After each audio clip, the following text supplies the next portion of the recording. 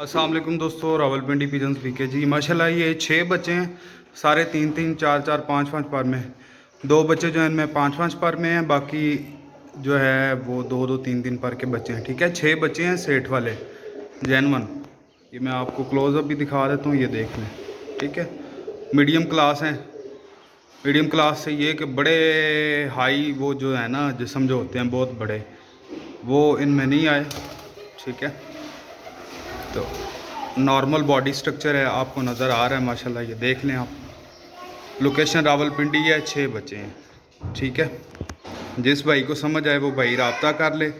Rawalpindi pigeons पीके मेरा page भी like करें दोस्तों, और मेरा यूट्यूब चैनल है उसको भी सब्सक्राइब करें, और अच्छे अच्छे परिंदे ख़रीदने के लिए माशाल्लाह ज़रूर रब्ता करें।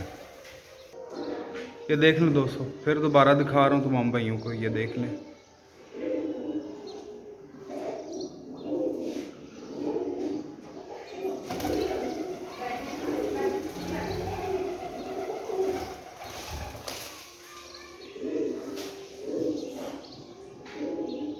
देखिए ये पट्टी जो है ये 7-7 पर में है।